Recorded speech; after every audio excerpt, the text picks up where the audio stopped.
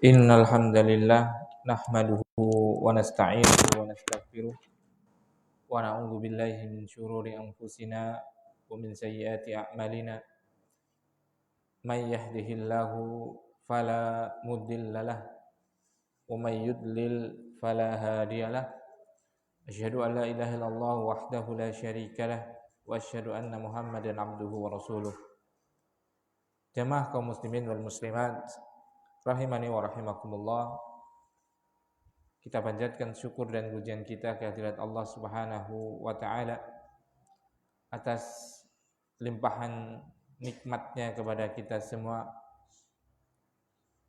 Walaupun sebagian kita mungkin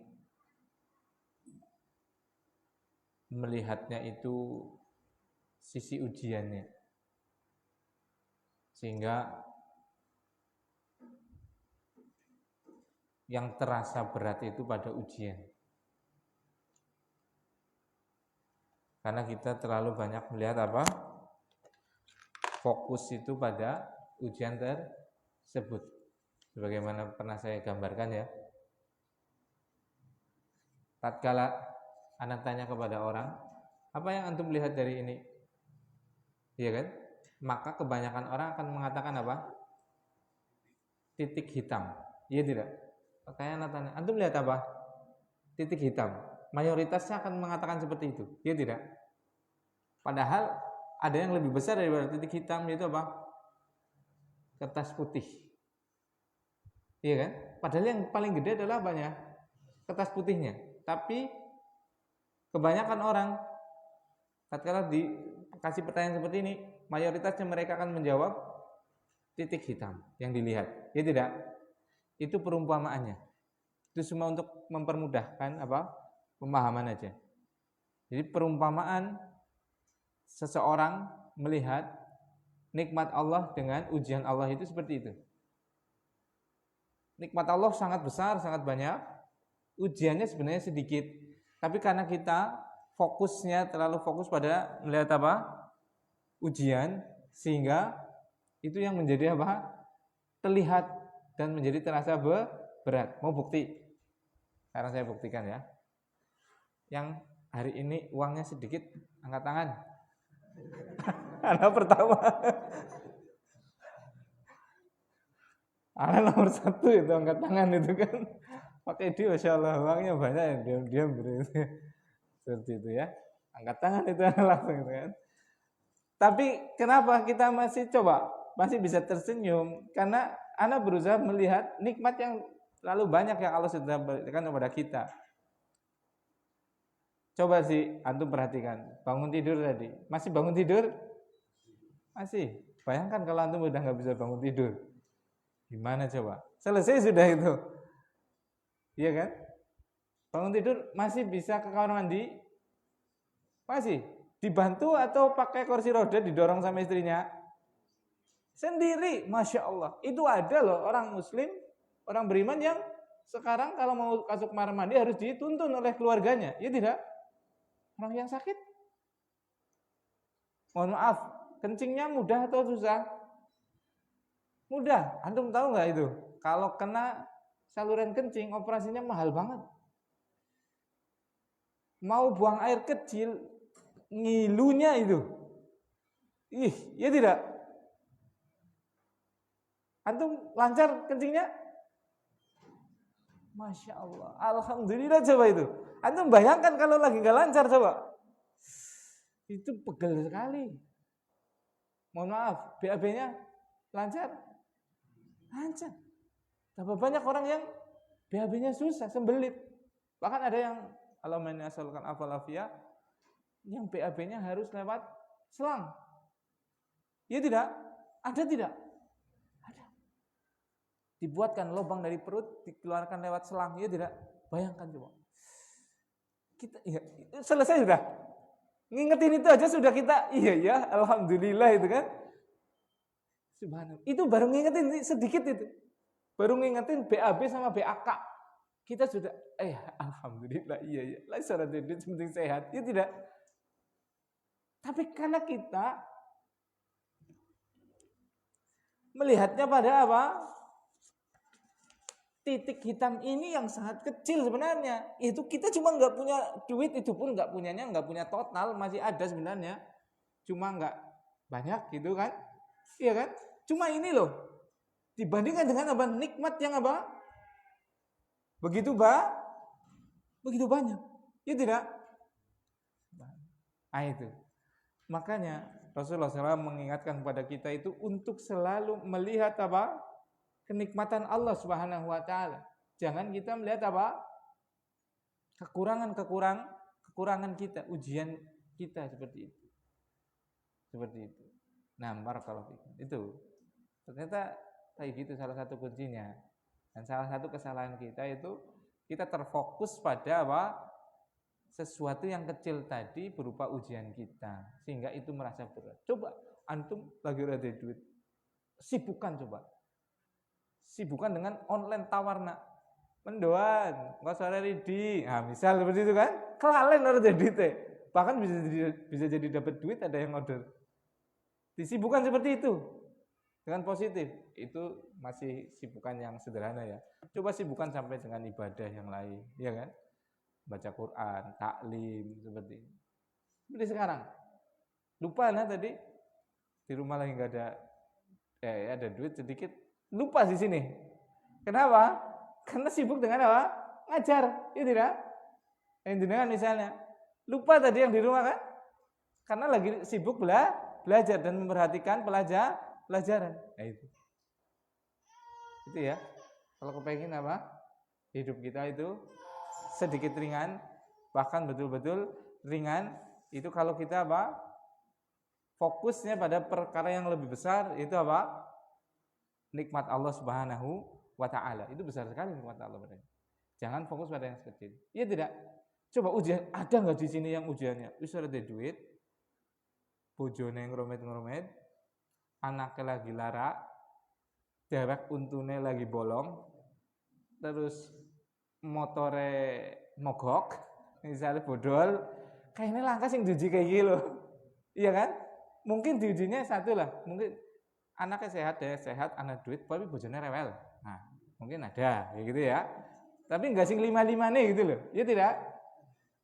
Atau bojone soleha, ngleman, anaknya ya sehat, dewek sehat, lagi ada duit. Nah, mungkin ada yang gitu kan? Atau bojone soleha, dewek sehat, duit anak, anaknya meriang. Ada, ya tidak? Tapi borongan nih gue. Bojone rewel, untune lagi lara, anaknya meriang, duit orang anak, arep puskesmas motore bodol, nyewa Grab, kena langka duitnya. Kayaknya langka sing diuji sampai segininya. Iya tidak? Enggak ada kayaknya. Iya Pak Slamet. Nggih kan? Ya anak siji-siji iki lho mikir lah, ora borongan iki lho. Ora diborong kabeh iki lho. Nah itu. Nah kalau lagi diuji dengan ini, antum lihat yang ini, alhamdulillah. Bojone si manut, si soleh, belum sholat, nutup jilbab, dan yang lainnya seperti itu. Alhamdulillah bocah si sehat. Alhamdulillah, akhirnya bombong maning seperti itu.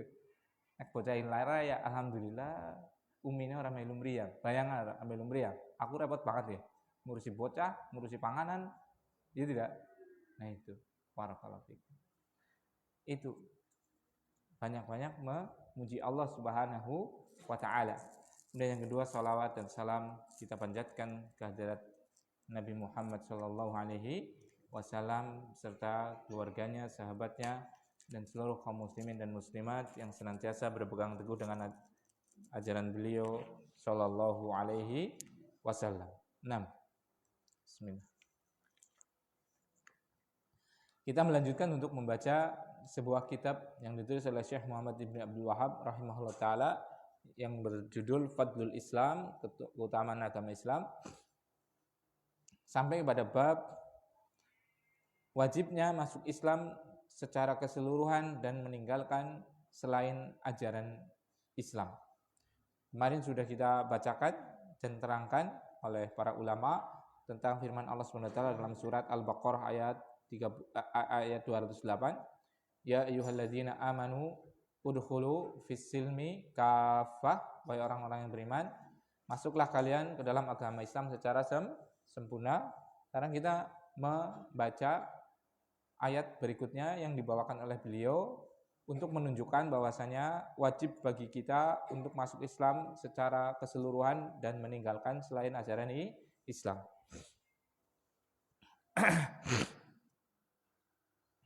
Wa qauluhu ta'ala, Bismillahirrahmanirrahim. Berkata penulis, semoga Allah Subhanahu wa taala merahmatinya, mengampuninya dan memberikan pahala yang besar bagi beliau. Beliau menukilkan firman Allah Subhanahu wa taala, A'udzu billahi minasyaitonir rajim. Alam tara ilal ladzina yaz'umuna annahum amanu bima unzila ilaika wa ma unzila min qablika.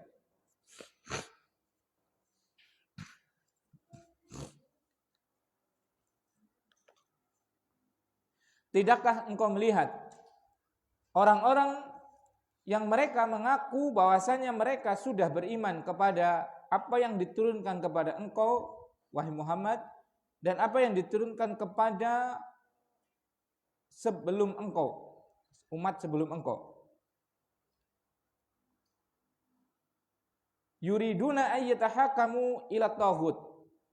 Mereka sudah mengatakan beriman, tapi mereka masih menginginkan untuk berhukum kepada taghut.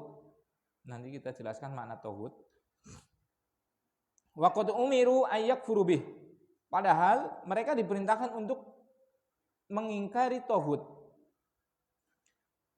Wa yuridu syaitanu ayyudillahum dhalalan ba'ida. Dan Allah Subhanahu wa taala dan setan itu menginginkan untuk menyesatkan mereka dengan kesesatan yang sangat jauh. Surat An-Nisa ayat 60.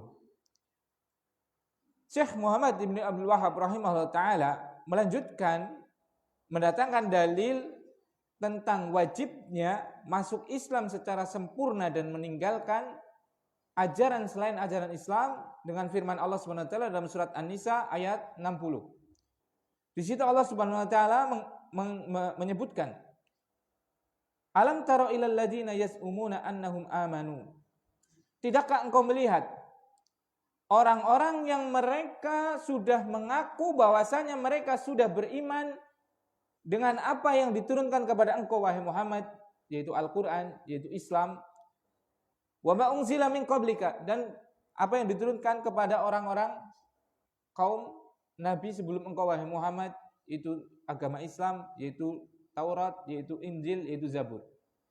Berarti di sini Allah Subhanahu wa taala mengkabarkan bahwasanya di sini ada orang-orang yang apa? Ada orang-orang yang apa? Mengaku bahwasanya dia sudah apa? Beriman dengan apa? Al-Qur'an, dengan apa? Kitab-kitab sebelum Al-Qur'an. Beriman dengan Islam, beriman dengan agama-agama yang dibawa oleh Rasul-Rasul sebelum Nabi Muhammad sallallahu alaihi wasallam. Ya tidak? Nah, berarti dia sudah mengaku beriman. Tapi di sini Allah melanjutkan firman-Nya. Yuriduna ayyatahakamu ila taghut. Tapi mereka masih ingin berhukum dengan taghut. Taghut itu adalah segala sesuatu yang dijadikan sesembahan, dijadikan hukum selain Allah Subhanahu wa taala. Itu taghut. Wa kullu ma yu'badu min dunillah. Segala sesuatu yang diibadai selain Allah. Ibadah dalam makna yang luas, bukan cuma sujud, bukan cuma sholat, tapi di situ adalah apa? Berhukum. Di situ adalah apa? Meminta, di situ adalah berdoa dan yang lainnya. Padahal mereka diperintahkan untuk mengingkari taghut tadi. Nah, berarti di sini ada orang yang sudah mengaku dirinya apa? Mukmin. Ya kan? Beriman kan? Tapi mereka masih apa? Masih melakukan apa? Nah, kayaknya nggak pada fokus nih. Fokus, siap. Nah, wis touring walk, wis fresh. Wis freshing iki lah, wis enak lah ya kan. Sekarang pelajaran ya sih. Barakallahu fiik. nggak apa-apa itu. Apalagi touring sama orang soleh, insya Allah dapat ilmu, dapat apa? Wasiat, dapat nasihat dan yang lainnya. Nah, sekarang kita tinggal belajar. Di sini Allah Subhanahu wa taala menyebutkan bahwasanya apa? Ada orang-orang yang sudah mengaku dirinya apa? Beriman, ya kan? Tapi mereka masih apa? Berhukum. Menginginkan berhukum kepada siapa? Tauhid, kepada selain Allah. Padahal harusnya mereka apa? Mengingkari tauhid tadi, mengingkari apa? Sesembahan selain Allah. Salah satu bentuk menyembah adalah berhukum. Salah satu bentuk ibadah adalah berhukum. Kita menjadikan apa? Selain hukum Allah untuk alat berhukum. Seperti itu. Berarti di sini orang yang sudah mengaku beriman, dia melakukan kesalahan atau tidak? Ya, melakukan kesalahan. Kesalahannya apa? Berhukum dengan tauhid atau berhukum dengan selain Allah. Nah, ini menunjukkan bahwasanya apa? Berkait dengan bab ini, wajibnya kita untuk masuk Islam secara sempurna kan? Berarti mereka tidak masuk Islam secara sempurna. Tidak beriman secara sempurna. Kenapa tidak beriman secara sempurna? Karena dia berhukum kepada tauhid. Bisa dipahami? Maksudnya korelasi antara dalil dengan apa? Bab, ya kan? Babnya kan apa? Wajibnya masuk Islam secara keseluruhan dan meninggalkan selain ajaran Islam. Kemudian Syekh Muhammad Ibn Wahab mendatangkan surat An-Nisa ini, beliau surat An-Nisa ayat 60 yang artinya, tidakkah engkau melihat orang-orang yang telah mengaku bahwasanya mereka beriman dengan apa yang diturunkan kepada engkau dan juga diturunkan kepada orang-orang sebelum engkau. Berarti ini ada orang yang sudah mau beriman, ya kan? Kemudian apa? Allah Subhanahu wa taala menyebutkan yuriduna yatahakamu ila tauhid, padahal mereka penginnya itu berhukum dengan apa? Tauhid. Tauhid itu adalah segala sesuatu yang selain Allah yang diibadahi, disembah, dihormati, diagungkan dan yang lainnya. Padahal mereka diperintahkan untuk mengingkari apa? Tauhid tadi, ya kan? Berarti di sini Allah mengkabarkan memang ada orang yang sudah mengaku beriman, tapi tidak sempurna imannya, bahkan bisa sampai kepada kekufuran. Dia melakukan kesalahan. Itu kesalahannya apa? Berhukum dengan tauhid. Ya tidak? Nah itu.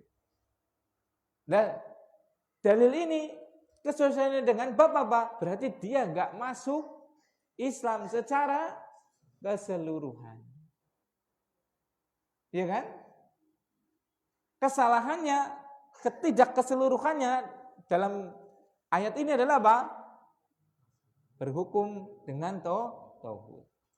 Paham sampai sini?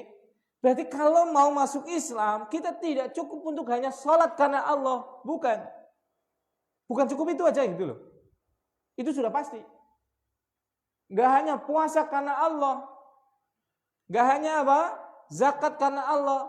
Gak hanya haji karena Allah. Tapi sampai pun dalam apa? Berhukum, kita harus dengan hukum Allah Subhanahu wa ta'ala. Berarti kalau undang-undang negara sesat Ustaz, nggak boleh kita dilihat. Karena Allah SWT memerintahkan wa'ati'ullaha wa'ati'ur rasul wa ulil amri minkum.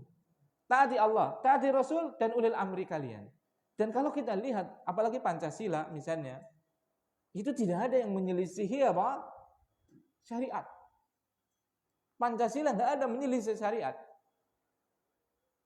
Bahkan kalau bisa diambil, itu adalah intisari daripada syariat Islam. Cuma, ada cumanya ini, penafsiran dari Pancasila itu yang tergantung siapa yang mau menafsirkan.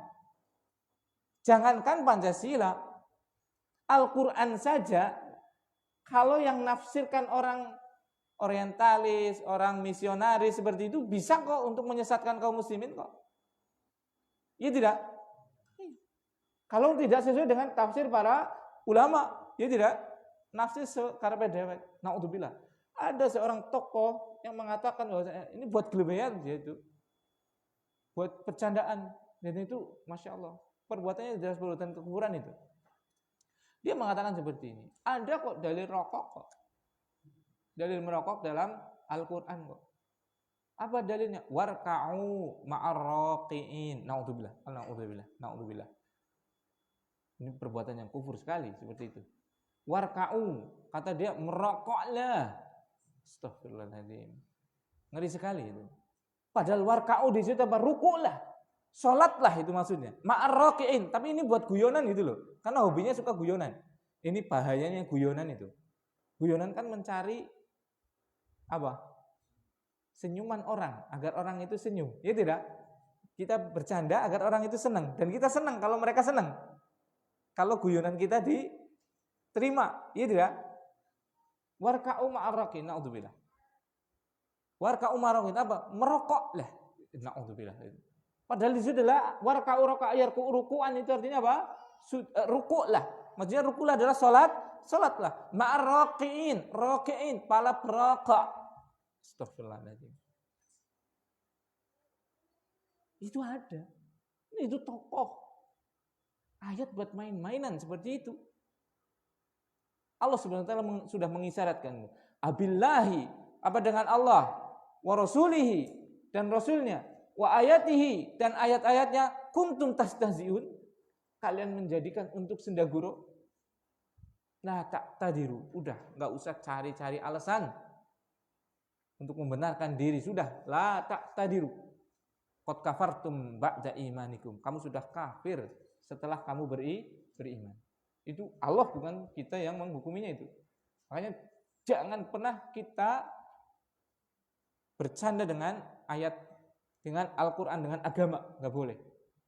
Bercanda dilarang atau tidak? Tidak. Rasulullah senang bercanda juga. Tapi bercanda yang benar, bercanda yang jujur, yang niatnya adalah idkhalus surur, memasukkan kegembiraan bagi kaum muslimin, seperti itu. Bukan bercanda tentang mengolok-olok agama, mengolok-olok Allah, mengolok-olok Rasul, mengolok-olok apa? Syariat, tidak boleh. Ada orang jenggotan dulu kan? Atau antum termasuk bagian itu dulu? Waktu jahiliyah yang bilangin gitu ke anak. Siapa dulu? Kalau nggak minta maaf ini tulisannya berat. Ada itu kan? Itu ada, ya kan? Kita mengalaminya itu. Kebanjiran. Ya kan? Seperti itu. Karena celananya cingkrang, ya kan? Itu nggak boleh seperti itu. Nah, kembali ke sini. Jadi kita harus berhukum dengan apa yang diturunkan oleh Allah. Nah tadi kalau berhukum dengan selain hukum Allah, misalnya kita hidup di sebuah negara, maka apa? Kita tetap diperintahkan kepada ulil amri kita, pemerintah kita, selama tidak menyelisih syariat. Dan kembali ke tadi, undang-undang kita itu tidak menyelisih syariat, jangan lihat. Tinggal yang menafsirkan siapa? Bahkan seandainya yang bisa mengamalkan undang-undang Indonesia, Pancasila dan Undang-Undang Dasar 45, pembukaan Undang-Undang Dasar 45, itu seandainya yang bisa mengamalkan itu hanya orang muslim sebenarnya. Sekarang, dasar negara kita Pancasila, dasar negara itu, bukan dasar agama itu kan. Makanya yang bikin itu dulu ulama juga soalnya. Dasar negara adalah Pancasila. Perhatikan. Sila pertama apa? Ketuhanan yang Maha Esa. Itu sila pertama, ketuhanan yang Maha Esa. Itu berarti apa? Dasar negara tertinggi kita. Itu adalah ketuhanan yang Maha Esa. Coba. Esa itu kan tauhid. Ya memang iya kan? Esa dalam artian dalam bahasa Sanskerta diartikan ke bahasa Indonesia apa? Tunggal. Ketuhanan yang Maha Tunggal, yang Maha Esa. Coba siapa yang Tuhannya Esa? Siapa yang Tuhannya Tunggal? Tidak ada satupun agama kecuali agama Islam yang Tuhannya tunggal. Mau secara penafsiran atau mau kalau penafsiran sih ya, namanya penafsiran gitu loh. Ya tidak? Berarti yang bisa mengamalkan Pancasila sila pertama itu hanya orang muslim. Karena apa? Dia berketuhanan yang Maha Esa, dan Esa-nya hak secara wujud, secara hakikat, secara apapun memang tunggal. Bukan yang tunggal dalam tafsiran, 3 dalam tunggal, 3 dalam 1, 1 dalam 3 atau apa seperti itu. Apalagi yang jelas-jelas banyak, Tuhannya patung-patung itu. Iya tidak? Itu baru satu. Dari semuanya Pancasila, satu ketuhanan yang maha esa, kedua kemanusiaan yang adil dan beradab. Kemanusiaan yang adil dan beradab. Adil dan beradab itu, adil itu adalah asas pokok dalam Islam. I'dilu wa aqrabu littaqwa. Berlakulah adil karena itu lebih dekat kepada ketakwaan. Itu kalau mencari dalil-dalil adil itu penuh Al-Qur'an dengan hadis seperti itu. Karena asas Islam adalah berkeadilan. Persatuan Indonesia. Persatuan ya bersatu. Namanya bersatu. Bersatu. Bersatu berarti menjadi apa? Satu. Tinggal bersatunya di atas apa? Bersatu kan berarti harus menyatu kan? Kita mengajak seluruh kaum muslimin untuk bersatu di atas Al-Quran. Bersatu di atas hadis. Bersatu di atas pemahaman salafus salih. Itu kan makanya tergantung yang menafsirkan kalau kayak gitu. Seperti itu. Esa diartikan 3 dalam 1 ya. Mungkin bisa, mungkin menurut mereka. Tapi tidak akan pernah masuk akal dan masuk ilmiah, itu nggak akan pernah. Nah itu. Makanya kalau misalnya undang-undang bagaimana? Ya itu dilihat. Undang-undang yang menyelisih tidak. Dan makanya barakallahu fikum, kalau yang Pancasila, pembukaan UUD 45 coba teliti, coba mana yang menyelisih syariat Islam. Terus apa? Pasal-pasal yang dulu, yang awal-awal itu. Yang ada sekitar 34 atau berapa itu. Butir-butir Pancasila itu. Yang dulu jadi lomba itu ya. Itu Masya Allah loh. Coba lihat mana yang menyelisih syariat coba. Kecuali memang ditafsirkan menurut versi siapa gitu loh. Maksudnya zohirnya gitu. Nah itu. Makanya kalau kita tanya bagaimana kalau kita menjadikan Pancasila sebagai dasar negara, itu dasar negara bukan dasar agama. Ya beda lagi permasalahannya. Ya tidak? Nah seperti itu. Karena kita dalam negara harus ada apa? Sesuatu yang menjadi ADART lah gampangannya seperti itu loh. Dalam perusahaan, dalam mata kan ada ADART-nya. Maka itu tergantung menyelisih syarat atau tidak. Makanya kan dalam apa? Ketaatan kepada Allah dan Rasulnya itu mutlak. Tidak diikat dengan apapun. Ya kan? Tapi kalau ketaatan kepada makhluk, termasuk makhluk siapa? Para pemimpin, ya kan? Ini dilihat, menyelisih syariat atau tidak. Makanya Rasulullah SAW bersabda, la ta'ata fi makhluk, la ta'ata li makhlukin fi maksiatillah. Tidak ada ketaatan kepada makhluk dalam perkara yang menyelisih syariat. Alhamdulillah, negara kita masih mengharamkan khamar, mengharamkan perzinaan, ya tidak? Mengharamkan judi dan yang lainnya. Walaupun ada gitu ya. Tapi secara asal negara kita masih apa? Mengharamkan itu semua. Iya tidak? Belum melegalkan. Tapi suatu saat bisa legal enggak? Itu tergantung nanti yang bikin undang-undang itu. Dan kalau ada fulus, al-amru mulus. Iya kan?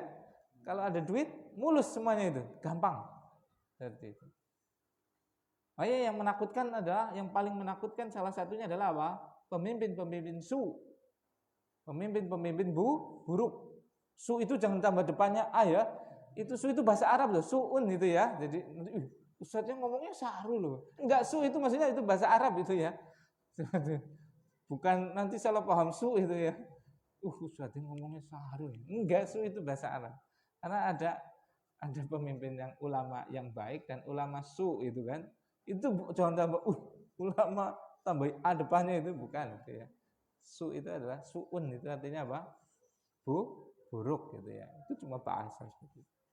Nah, jadi di sini barakallahu fiik ada dalil untuk apa? Masuk Islam secara sempurna dan menyeluruh. Ini disebutkan di sini ada orang-orang yang mengaku beriman tetapi tidak mau apa? Masuk Islam secara keseluruhan. Kenapa? Karena dia mengambil apa? Hukum kepada selain Allah Subhanahu wa taala. Seperti itu.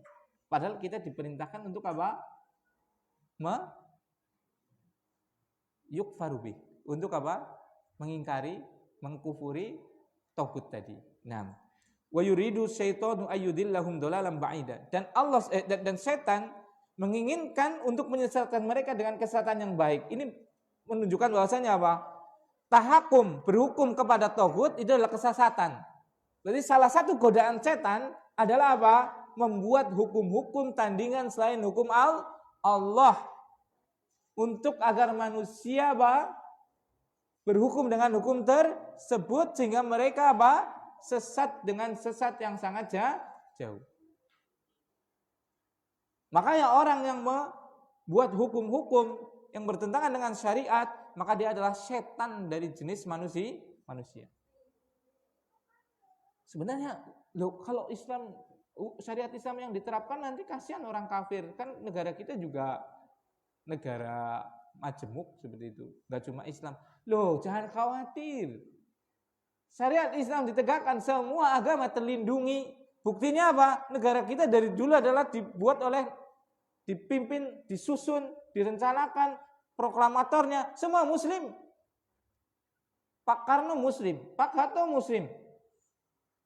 muslim. Sampai presiden kita yang ke berapa sekarang? 8 muslim semua dari awal sampai ini. Adakah orang kafir yang dizalimi di sini? Adakah pembantaian orang kafir di sini? Tidak ada. Justru mereka yang membantai kaum muslimin tatkala di Ambon. Siapa yang membantai kaum muslimin tatkala sholat hari raya Nasrani? Padahal mereka baru berjumlah, kalau di sana di Ambon mungkin 50-50 lah, seperti itu. 50-50. Bayangkan kalau jadi pemimpin. Terjadi apa yang terjadi seperti di Palestina sekarang. Itu loh, kalau mau lihat itu, penguasanya kafir berupa Yahudi, itu hasilnya itu, Palestina itu. Tatkala kaum muslimin menjadi minoritas, itu hasilnya itu. Jangankan untuk bertempat tinggal, sekedar makan saja mereka diblokade. Itu penjara terbesar di dunia loh. Tidak ada penjara yang lebih besar daripada apa? Gaza. Loh, bukan penjara gimana ya ikhwan? Ditembok itu ikhwan. Itu ditembok. Masyarakat dari luar nggak bisa masuk. Bantuan sosial aja diberondong. Laknatullah alaihim. Seperti itu. Itu kalau apa? Hukumnya tidak dengan hukum Islam. Hukum Islam, Saudi, apakah ada pembantaian orang Yahudi di sana? Orang Nasrani di sana dibantai? Atau negara Islam yang gede, Indonesia paling gede, adakah pembantaian orang Nasrani? Orang Buddha? Orang Katolik? Tidak ada. Tapi sebaliknya, tatkala kaum muslimin menjadi warga yang minor, itu pasti sudah. Pasti dizalimi. Itu pasti. Seperti itu. Barakallahu fiik. Nah, ini menunjukkan bahwasanya ada orang yang beriman tapi tidak mau berhukum dengan hukum Allah. Bahkan dalam surat An-Nisa ayat 65. Surat apa? An-Nisa ayat 65. Fala warabbika la yu'minuna hatta yuhaqqimuka fima syajara bainahum. Allah Subhanahu wa taala mengatakan, "Fala warabbika." Demi Tuhanmu wahai Muhammad. Demi Allah Tuhanmu wahai Muhammad, la yu'minuna, mereka tidak akan pernah bisa beriman hatta yuhaqqimuka fima syajara bainahum, sampai mereka menjadikan engkau sebagai hakim terhadap apa? Permasalahan yang terjadi di antara mereka. Nah, itu. Jadi kalau kita mau beriman dan kita dicap sebagai orang beriman, kita harus menjadikan Rasulullah sebagai hakim dalam setiap urusan kita. Rasulullah masih ada enggak? Rasulullah masih ada tidak? Tidak ada. Beliau sudah wafat, ya kan? Tapi masih ada enggak peninggalannya? Apa peninggalannya? Taraktum fikum amrain. Aku telah tinggalkan untuk kalian 2 perkara. Kalian tidak Al-Quran wa sunnati, dan sunahku, hadis Nabi SAW. Masih ada Al-Quran? Masih. Masih ada hadis? Masih. Semuanya terjaga? Terjaga. Berarti kita tidak akan pernah dinyatakan sebagai orang beriman, kata Allah. Fala, kala, sekali-kali tidak. Fala wa rabbika, sekali-kali tidak, demi Tuhanmu. La yu'minuna, mereka tidak akan pernah bisa beriman hatta yuhaqqimuka fima syajara bainahum. Sampai menjadikan engkau hakim dalam apa? Menyelesaikan persengketaan yang terjadi di antara mereka. Itu. Berarti di sini kalau pengen dianggap sebagai orang beriman, berarti kita harus berhukum kepada siapa? Rasulullah sallallahu alaihi wasallam. Yaitu dengan mengamalkan apa? Al-Qur'an. Berarti harus hukumnya bersumber dengan apa? Al-Qur'an. Bersumber dengan apa? Hadis atau peraturan hukum yang intisarinya diambil dari Al-Quran dan hadis. Konun seperti itu misalnya. Undang-undang. Dan alhamdulillah kalau negara kita itu masih selaras untuk sekarang. Ya karena yang kemaksiatan itu sebenarnya nggak mungkin yang dari syariat itu tidak sesuai dengan apa? Dengan suatu negeri, itu nggak mungkin. Atau dengan suatu masyarakat, itu tidak mungkin. Tidak mungkin itu. Pasti yang ada di dalam syariat, itu pasti sesuai untuk apa? Setiap negara, setiap waktu, setiap zaman maksudnya, setiap generasi, setiap umat. Itu pasti. Yang nurunin aturan itu siapa? Yang buat aturan Al-Quran dan hadis itu siapa? Allah SWT. Allah tahu nggak dari makhluknya itu yang kafir? Tahu tidak? Tahu pasti. Allah tahu nggak orang Indonesia atau orang Eropa itu ada yang Muslim? Tahu. Yang Cina tahu. Yang Nasrani tahu. Yang Buddha, yang Hindu tahu. Iya tidak? Dan Allah pengen semuanya apa? Bisa berjalan dengan baik, iya kan? Maka nggak bisa kita apa? Baik dalam urusannya itu kecuali hukumnya dengan hukum yang bikin ini yang maha tahu gitu loh. Dan tidak ada kepentingan. Allah kan nggak ada kepentingan. Iya tidak? Nggak mau untung sendiri gitu loh. Beliau itu maunya ya apa? Orang itu untung semua malah. Bahagia semua kalau Allah menginginkannya. Iya tidak? Kalau kita bikin peraturan kan kira-kira ini untung nggak buat saya? Iya tidak? Kalau kita bikin kebijakan, umumnya manusia bikin kebijakan, pastilah bohong kalau enggak itu. Pasti ada nggak manfaat yang bisa saya dapatkan? Itu pasti sudah. Itu pasti sepasti-pastinya. Mana yang bilang nggak ada? Walaupun tingkat itunya berbeda-beda. Tingkat apa? Bagiannya itu beda-beda. Ada yang penting saya sudahlah bisa ini aja lah. Jadi dia ngambil sedikit. Tapi untuk kemanfaatannya kepada umat lebih banyak gitu. Ada. Tapi ada yang dibaliknya. Yang penting dia dapat banyak gitu. Mau rakyatnya terserah, mau dapat ampasnya atau dapat apanya silahkan. Dan ini kebanyakannya.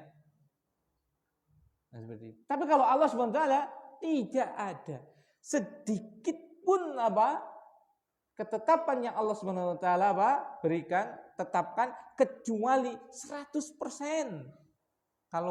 Kalau persen itu boleh bayang saya yang 1 miliar persen. Ya tak bilang 1 miliar. Karena ya persen per 100 ya berarti yang sempurnanya berarti berapa? Ya 100 itu kan. 100% tidak dikurangi sedikit pun kecuali pasti untuk apa? Kemaslahatan makhluk, kemaslahatan hambanya. Itu pasti sudah. Itu pasti dunia dan akhirat. Enggak ada syariat itu Allah buat itu untuk menyiksa hambanya, itu nggak ada satupun, nggak ada. Kalau ada buktikan. Kalau ada yang masih ragu, ini syariat kayaknya berat, saya tanyakan ke anak. Nanti anak tanyakan ke guru-guru anak, bukan anak sok tahu itu ya. Nanti saya tanyakan ke guru anak ya. Kalau anak nggak bisa jawab, tapi insya Allah kalau masalah ini anak bisa menerangkan. Kalau seandainya ada yang masih dalam syariat itu kerasa, ini kayaknya kurang cocok deh, tanyakan ke anak. Kalau anak nggak bisa jawab, misalnya tanyakan ke guru-guru kita, ke masyaikh kita, ke ulama-ulama kita. Pasti ada. Itu tidak mungkin tidak. Itu tidak mungkin tidak. Tidak mungkin tidak ada jawabannya. Semuanya baik gitu, semuanya baik, semuanya adil. Seperti itu. Barakallahu fiik. Mau bukti? Contoh salah satu ya. Saya contohkan seringnya pada masalah ekonomi karena ini yang paling sering dilihat Ini titik hitam ini yang paling sering dilihat ini. Salah satunya masalah ekonomi biasanya itu kan. Ayo saya coba. Sekarang coba. Salah satu contohnya masalah ekonomi itu Allah SWT berfirman itu dalam surat Al-Baqarah, wa halallahu al-bai'a wa harrama riba, gitu kan. Allah menghalalkan apa? Jual beli, dan Allah mengharamkan riba, gitu kan. Kata mereka, kata orang-orang, kalau 0,001 untuk sekedar bank ini bisa beroperasi, ya masa nggak boleh itu loh. Ya kalau nggak ada keuntungannya bank, gimana bank mau bisa beroperasi kalau nggak ada bunganya itu loh. Ya nanti mereka akhirnya ngotak-atik ayat. Boleh riba, boleh keuntungan, tapi tidak boleh lebih dari 0,5% misalnya. Maksimal 0,5 lah, seperti itu. Kalau 0,5 ya memang riba, tapi itu untuk kemaslahatan yang lebih besar, yaitu apa? Bisa berjalannya bank tadi, sehingga bisa memberikan manfaat permodalan, perputaran ekonomi dan yang lainnya. Nah ini udah mulai otak-atik nih, berarti seperti itu. Makanya tetap nggak boleh, haram ya haram, mutlak haram. Loh, kalau begitu banknya mau antum yang gaji itu tellernya, itu kan? Mungkin ada yang gitu kan? Yang gaji talentnya antum mau nyatet di situ duduk seperti itu, nggak digaji, ya najis ya, kalau gitu kan, ya nggak mau juga lah. Lah terus dari mana bisa jalan? Ya usaha, kan bank punya banyak duit, ya kan, bisa buat usaha. Misalnya memberikan permodalan, terus apa? Dia mengambil untung, ya tidak? Dia membelikan bank, membangunkan rumah, jadi rumah, seret miliknya siapa? Bank, jual kredit, ngambil keuntungan margin berapa persen misalnya, ya tidak, bikin rumah misalnya habis 200 juta, ini contoh aja ya, 200 juta set, dia jual kredit kepada siapa? Nasabahnya, saya jual 250 juta dalam tempo 5 tahun misalnya, sebulannya segini, sah atau tidak? Sah, itu jual beli, nggak ada masalah, itu ada solusi, dan banyak sekali apa dalam syariat Islam itu usaha-usaha permodalan yang diizinkan. Cuma masalahnya kita nggak tahu syariat. Sebenarnya tinggal dirubah aja itu. Dirubah apa? Dirubah mencari apa? Syariat yang mengizinkan hal itu. Itu banyak. Karena kalau yang syariat tidak akan pernah merugikan. Dua belah pihak itu nggak akan pernah merugikan. Tapi kalau yang bukan syariat ini pasti merugikan. Contoh, merugikannya riba tadi. Sekarang kalau riba kan akadnya apa? Jual beli atau pinjam meminjam? Pinjam meminjam. Berarti kalau pinjam meminjam, yang dipinjami ini wajib nggak mengembalikan? Wajib. Dosa nggak kalau nggak mengambilkan? Dosa. Iya kan? Masalahnya di sini udah minjamin, harusnya mengembalikan kan ya senilainya aja kan? Senilai yang dipinjamin aja kan? Tapi di sini ada tambahannya kan? Lah ya enak yang minjamin loh. Gak ngapa-ngapain. Iya tidak? Itu yang menjadi kapitalis nanti itu. Sosialis nanti itu. Yang kuat menjadi semakin kuat, yang lemah diperes seperes-peresnya. Karena dia tidak akan pernah bisa berkembang. Dia apa? Selalu diperes oleh orang-orang yang duduk yang punya modal banyak. Dan yang modal banyak ini gak mungkin rugi. Kenapa? Ya, karena duitnya pasti harus kembali, nggak bisa nyaur, jaminannya ditarik, dijual, dilelang. Tapi kalau syariat Islam tadi, bank bikin rumah, bank itu ya nama aja, bank itu ya nggak dosa juga, bikin bank nggak dosa juga, seperti itu. Yang dosa itu ribanya, bukan banknya. Bank bikinkan rumah, dijual kredit, nggak ada yang dirugikan di sini. Yang penjualnya dapat keuntungan, yang pembelinya dapat rumah. Seandainya misalnya nggak selesai, bisa dijual rumahnya tersebut, harganya bisa naik mungkin, karena tiap tahun naik mungkin bisa, ya kan? Yang utang malah bisa apa? Untung itu, dan banknya juga nggak rugi, jalan bareng. Karena itu jual beli, dihalalkan, ya tidak? Ada sistem murabahah, bank, misalnya kita punya toko, nggak punya uang sedikit, misalnya 20 juta, bangun toko, habis, nggak bisa buat isi, nggak bisa ngisi apa? toko kita, ya kan? Datang ke bank. Misalnya ada bank syar'i seperti itu, seperti bank Rajhi kalau di Arab, itu apa? Nanti bank ini belanja. Permintaan apa? Konsumen yang pemilik toko ini, dia belanja. Misalnya 200 juta, cek, beli. Habis itu apa? Ini kan barangnya bank kan, dijual kepada siapa? Pemilik toko ini dengan keuntungan misalnya kita yang disepakati, bukan sepihak, bukan.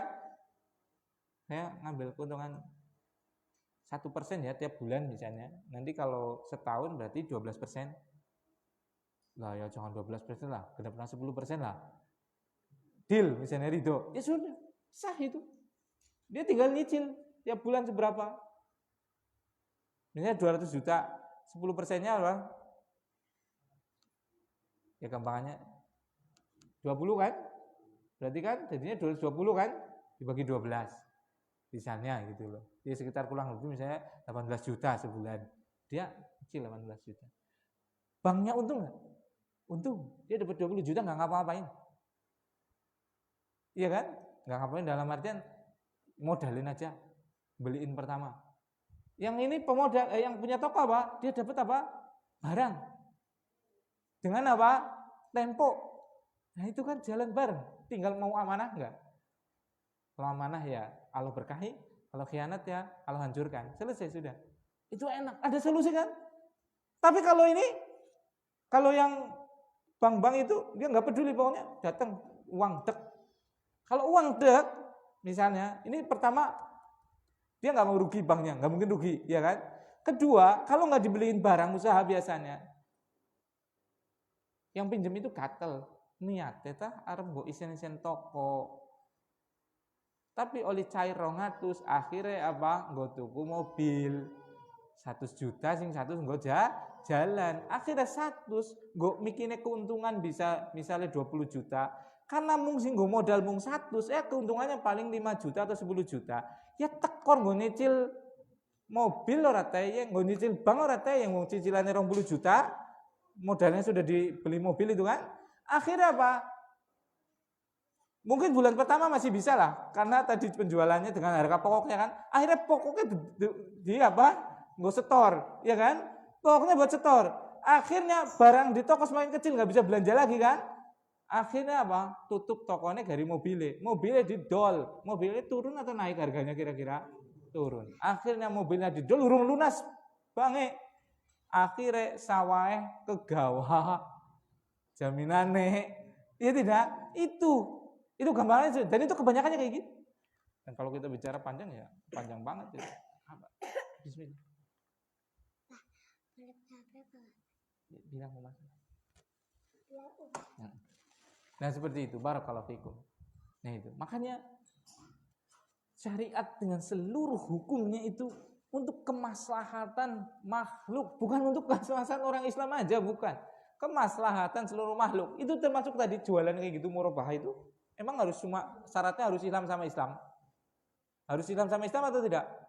Kalau kita yang memodalinya orang kafir, yang jualan orang kafir kepada kita kredit itu boleh nggak? Ya boleh aja. Berarti kan orang kafir yang tuh, ya tidak? Nah seperti itu. Barakallahu fiik. Nah, makanya di sini, fala wa rabbika la yu'minuna hatta yuhaqqimuka fima syajara bainahum.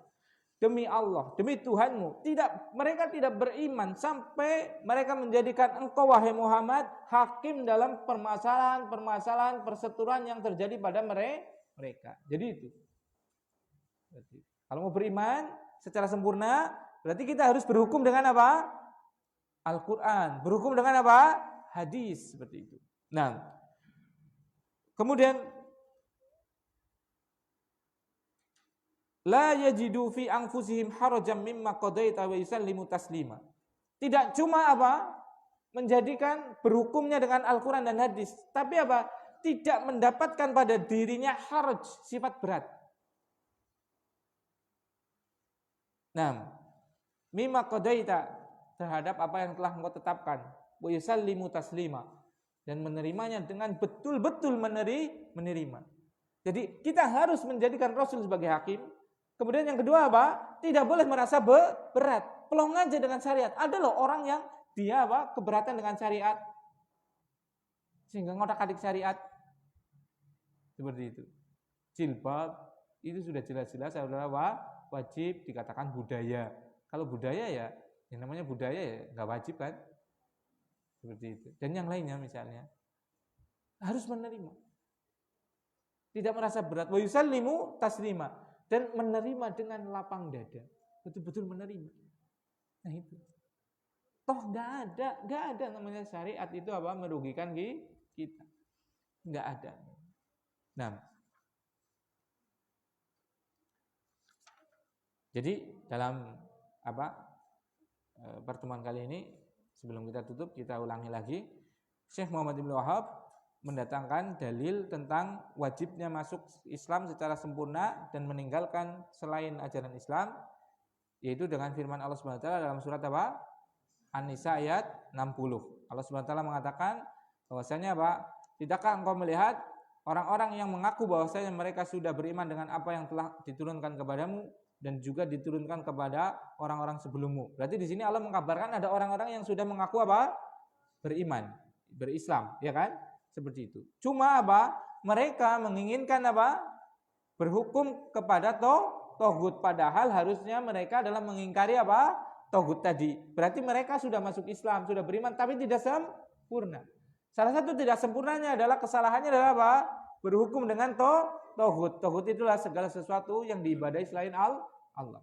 Nah, kemudian di situ Allah Subhanahu wa taala mengatakan wa yuridu syaitanu ayyudillahum dhalalan ba'ida, dan syaitan menginginkan untuk menyesatkan mereka dalam kesesatan yang jauh. Salah satu bentuk kesesatan di sini adalah berhukum dengan toghut. Itu adalah metode setan untuk menjauhkan mereka dari Islam.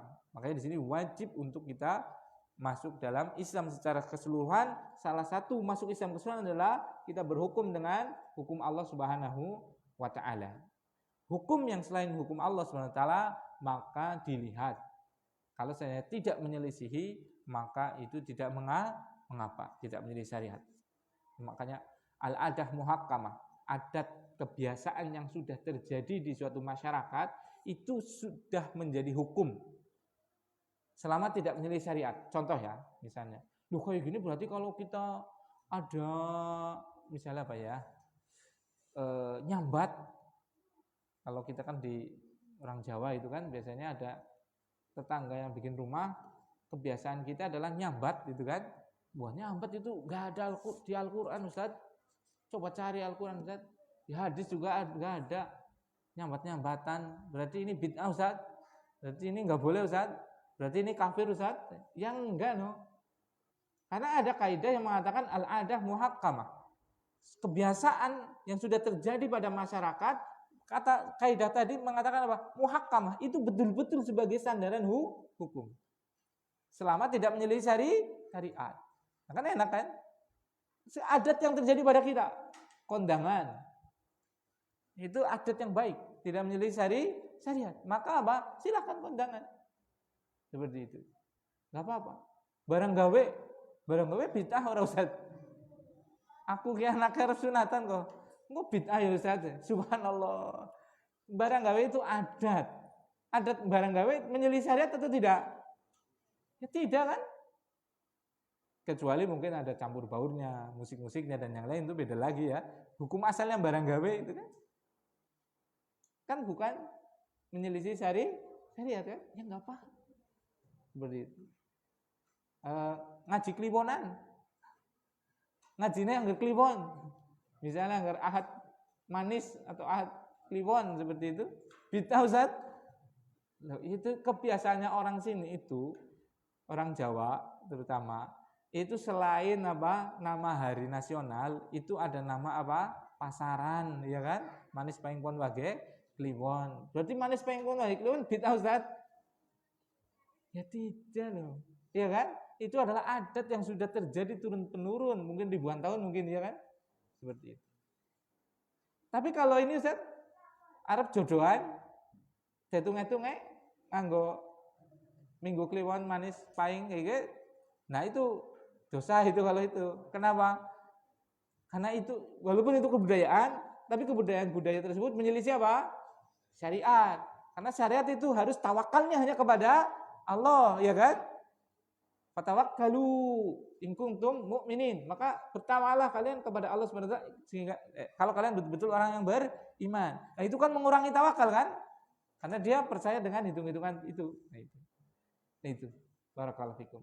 Jadi hukum-hukum yang terjadi di masyarakat itu kalau enggak ada dalam Al-Qur'an dan hadis, itu bukan berarti harus apa? Langsung bid'ah, langsung apa? Kafir. Tidak. Justru malah hukum yang ada di masyarakat secara asal hukumnya berarti adalah apa? Boleh. Kebiasaan yang sudah tertradisi di dalam masyarakat, hukum asalnya adalah apa? Boleh selama tidak menyelisih apa? Syariat. Masyarakat kita bajunya batik. Nah, ini kebetulan baju saya batik ya. Iya kan? Batik. Kebiasaannya batik. Maka apakah batik pakaian bid'ah? Yang sunnah adalah koko? Hah? Kalau batik bid'ah, koko lebih bid'ah. Kenapa? Koko itu dari mana coba? Cina itu, dari Cina itu. Kalau seandainya batik bid'ah, maka koko harusnya lebih bid'ah. Karena itu adalah pakaian Cina. Antum lihat Bruce Lee itu ya. Atau siapa? Wong Fei Hung itu ya. Itu kan baju gamis itu. Jubah itu loh. Dan koko itu kan. Itu lebih islami katanya kalau kayak gitu. Padahal nggak tahu dia Islam atau enggak, ya kan? Karena itu budaya itu. Berarti Islam pernah sampai ke sana. Kemudian ada apa? Mungkin ulama Islam yang datang ke Indonesia, katanya Jenderal Cheng Ho atau apa itu. Mungkin dia Muslim, itu kan? Pakaiannya pakaian sana. Akhirnya di sini ditiru, dikiranya karena yang pakai adalah ulama, dikiranya itu adalah Islami itu ya. Ya itu Islami versi Cina. Gak apa-apa, budayanya tadi loh, pakaiannya tadi, makanannya bakpao itu ya. Misalnya di Jawa budayanya nek badahan, itu panganannya apa? Soto ya, kalau tempat kita ya, soto itu ya. Mungkin di Cina adalah bakpao, ya kan? Itu budaya nggak ada masalah, seperti itu. Tuker-tukeran juga nggak ada masalah gitu. Sekali-kali badahannya kalau bakpao seperti itu, nggak ada masalah. Nek neng Arab ya, kalau kebuli mungkin, apa biryani atau apa seperti itu. Kan itu budaya makanan mereka, itu nggak ada masalah. Lestarikan budaya seperti itu nggak apa-apa. Justru yang kayak gitu dilestarikan, nggak ada masalah. Jadi apa? Jadi apa namanya, budayanya banyak gitu kan, seni keindahan ya kan. Apa jenenge pakaian budaya kita sarung, ya nggak apa-apa. Sarung nggak apa-apa, batik nggak apa-apa, blangkon, ya nggak apa-apa. Pakai blangkon itu kan, nggak ada masalah. Makanya dulu itu barakallahu fikum, tokoh-tokoh kita, tokoh-tokoh agama kita itu coba kalau lihat itu blangkonan seperti itu. Jadi akhirnya mudah dikenali, oh itu orang Indonesia itu, Muslim Indonesia itu pakai blangkon seperti itu. Oh itu Muslim Cina itu pakai koko gitu kan. Jadi itu nggak ada masalah seperti itu. Mohon maaf kalau ada tutur kata yang kurang berkenan, tidak ada maksud untuk apa ya, menyakiti ataupun menyalah-nyalahkan apapun tradisi yang sudah terjadi. Itu semua secara umum adalah dibolehkan selama tidak menyelisih apa? Syariat. Karena adat kebiasaan itu adalah menjadi muhakamat, menjadi sandaran landasan hukum, malam tukhalif asyara, selama tidak menyelisih apa? Syariat. Ini yang bisa saya sampaikan. Subhanakallahumma wabihamdika asyhadu alla ilaha illa anta astaghfiruka wa atubu ilaik. Assalamualaikum warahmatullahi wabarakatuh.